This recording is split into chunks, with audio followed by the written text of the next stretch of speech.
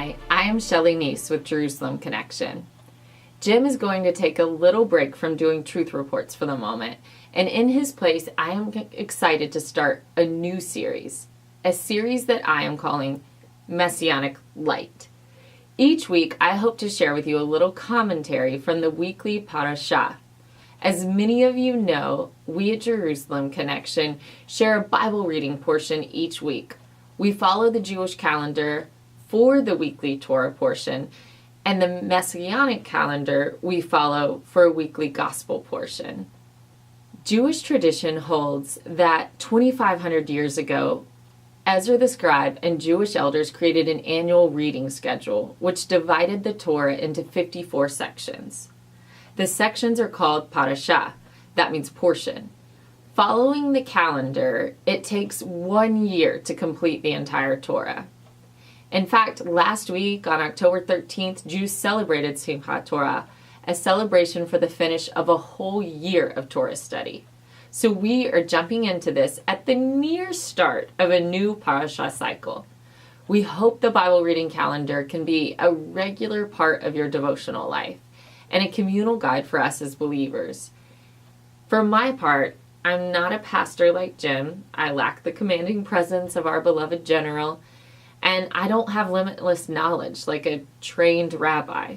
However, I love the Bible. I want to share my passion for the book with you. I have spent the last 7 years writing a book about biblical archaeology and the Dead Sea Scrolls, set for publication this spring. And I want to share things that I have learned which will fuel your faith with historical evidence. I lived and studied in Israel for 3 years, and I eat up insights gained from Hebrew language study.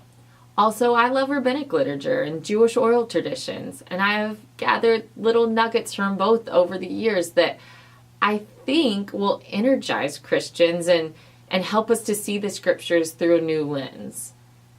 And when biblical feasts or festivals come up in the Jewish calendar, I want to dive into their full meaning and share my own practical advice for how my family celebrates the Jewish holidays.